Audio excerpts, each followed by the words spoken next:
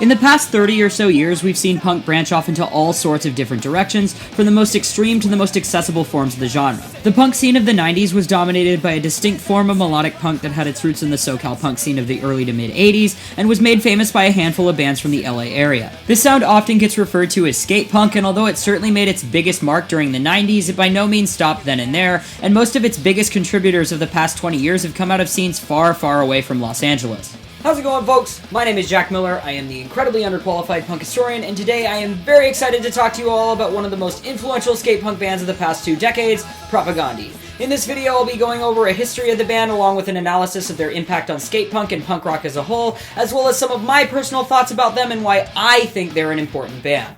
Before we dive in, I want to let you all know that I made a Spotify playlist of some of my favorite Propagandhi songs, and I'll be sure to leave a link to that in the description below. And finally, if you are interested in weekly videos about punk rock, may I humbly ask that you please subscribe to my channel here. I'm having a lot of fun making these, and I want to make sure that all of you can keep having fun watching them. Anyways! The story of Propagandhi begins in the small town of Portage la Prairie in the Manitoba province of Canada.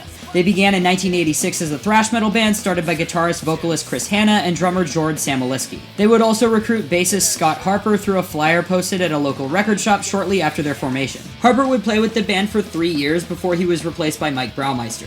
With this lineup, the band would play their first shows and record their first demo tape in 1990 titled We Don't Get Paid, We Don't Get Laid, and Boy Are We Lazy. Propagandhi would also become more ingrained in the punk scene between the years of 1989 and 1991, and would score their first big break in their local scene, opening for Fugazi in 91 before Braumeister's departure later that year. The role of bassist would then be taken over by John K. Sampson, and the band would release 2 more demos in 1991 and 92 titled Fuck the Scene and Martial Law with a Cherry on Top. Propagandhi would also be discovered by Fat Mike after they opened for NoFX later on in 1992, and they became the first non-Californian band to be signed with Fat Records. After signing onto the label, the band would later meet up with Fat Mike once more in Los Angeles to begin work on their first full-length album, How to Clean Everything, in February of 1993. The album was recorded at West Beach Recorders and dropped on May 31st, 1993, marking Fat Wreck's 6th release ever. Propagandhi would spend the next 3 years touring vigorously, along with dropping a few smaller releases. The first would come in the form of a 2-song 7-inch titled How to Clean a Couple of Things that dropped alongside the full-length in 1993. The second would be a double 7-inch EP released the following year titled Where Is Quality Job Number 1 that featured 10 brand new tracks. The band would also release 2 split EPs in 1995, the first of which was with fellow Canadian band I Spy, and the second with the LA-based FYP. The 3 EPs from 1994 and 95 would all be released through the smaller label Recess Records, and the band would not return to Fat Wreck until they began preparation for their second full-length album in January 1996. I think it's also important to note that Propagandhi very quickly established themselves as one of the more politically driven bands in the Fat Wreck scene,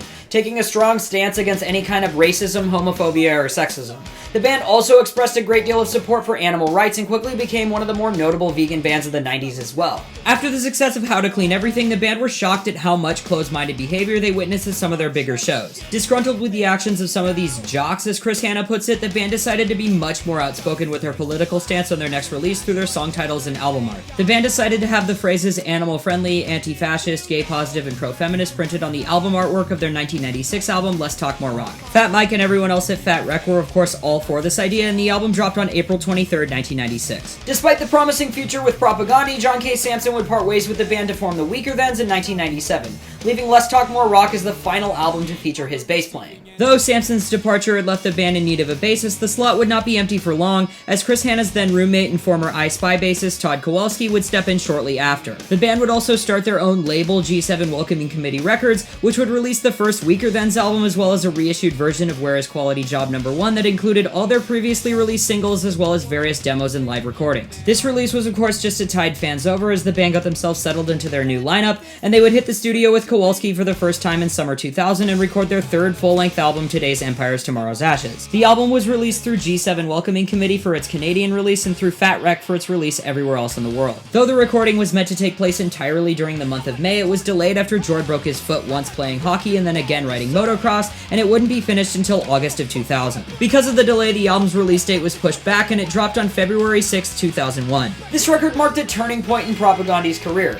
Not only did it further solidify their political stance, but it also presented an entirely new take on the melodic skate punk sound. I talked about this a little bit in my video about skate punk, but today's Empires Tomorrow's Ashes was really the first example of what I like to call the tech punk sound. Though other bands from the same era had certainly been pushing the boundaries of skate punk with more advanced guitar and drum parts, I really don't think anyone else truly set the standard better than Propagandhi did with Empires. Though I certainly wouldn't say other bands that hopped on the tech punk bandwagon are Propagandhi clones per se, I really don't think we'd have bands like a Wilhelm Scream, Belvedere, and Poor Habit the way we do now without this specific release from Propagandhi. That being said, the tech punk trend really wouldn't catch on until the mid-2000s, and just as they were trendsetters with the melodic skate punk stuff in the early 90s, Propagandhi proved to be ahead of the curve once more in the early 2000s.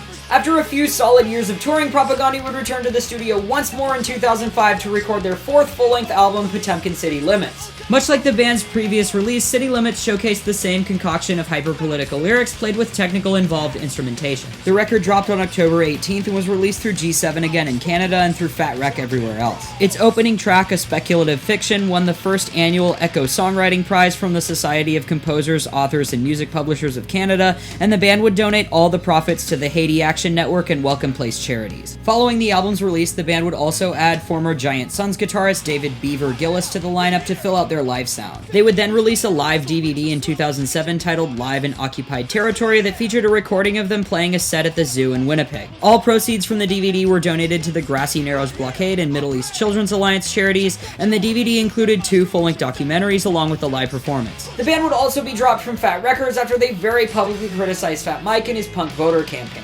If you're not familiar with the whole fiasco, essentially Fat Mike was running some shindig to try and get young, left-leaning people in the punk community to vote, and Propagandhi criticized him for endorsing any kind of support in the already fucked system of the US government.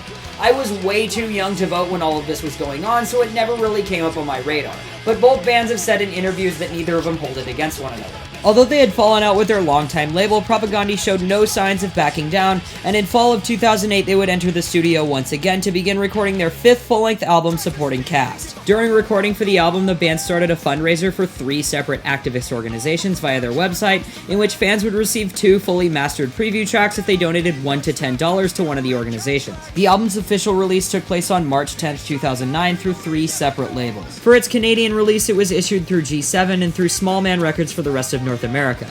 Supporting Cast would also be released through Hassel Records for its UK and European releases. All versions of the album featured a painting by Canadian artist Kent Monkman entitled The Triumph of Mischief as the artwork. Propagandhi would follow up Supporting Cast with a digital EP titled Recovered that featured 3 unreleased tracks from the How to Clean Everything and Let's Talk More rock eras. The tracks were all covers, one of which was sung by former bassist John Sampson. The band would have one more minor release in the form of a split with the Canadian thrash metal band Sacrifice in 2010. They would also issue a tablature book for Supporting Cast before they signed with Epitaph Records. Propagandhi would then promptly get to work on their 6th full-length album, Failed States, and released it on September 4th, 2012. The record would receive a positive reception from fans, much like Supporting Cast, and the band printed tablature books for the album as well in October 2012. Propagandhi would part ways with David Gillis in fall of 2015, and he would be replaced by Florida punk guitarist Sulin Hago. The band would then hit the studio once Sulin was all caught up and recorded their 7th full-length album, Victory Lap.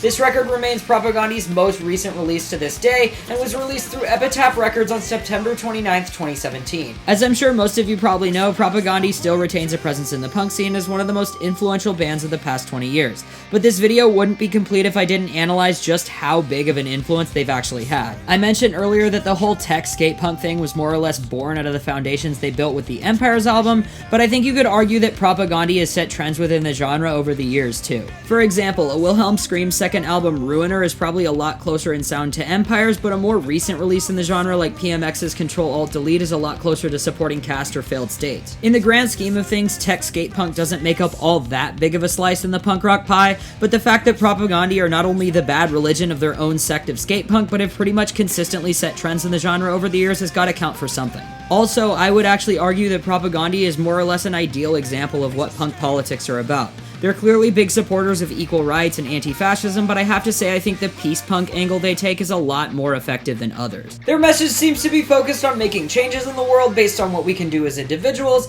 and if political punk's goal is to truly make a difference, even on a minimal level, I think this is far more effective than just yelling about everything that's going wrong and not offering up any ideas on how to fix it. And finally, as for my personal thoughts on Propagandhi, they're a band that pops in and out of my radar pretty often. I first heard How to Clean Everything in Today's Empires when I was around 16, and I remember going nuts for both of those records back then. Their newer stuff was kinda hit or miss for me growing up, but as I get older, I seem to like it more and more. Lately, I've been super into the Supporting Cast record, and I think it actually might be my second favorite release from them now. I've also always really liked how they go about conveying their message. Like I was saying earlier, I think the peace punk attitude is a million times more effective than the angry droning and excessive preaching of so many politically driven hardcore bands, and the everything's fucked and so are we attitude that seems to plague the folk punk scene. I've seen Propagandhi a couple times too, once in downtown Seattle when I was still in high school, and once at Fest in Gainesville, Florida. I have a feeling they'll be coming back to the Seattle area at some point in the near future now that shows are coming back, so if you see me at that show, come say hi. Anyways, I think that sums up our little history lesson on Propagandhi here. To be honest, a part of me feels like I should have talked about them a lot sooner on this channel since they're such an influential band to both me and the scene in general. But that's enough for me. I want to hear what you guys have to say. Are you a Propagandhi fan at all? If so, what's your favorite album of theirs? Thanks a lot for watching. I'll see you next time.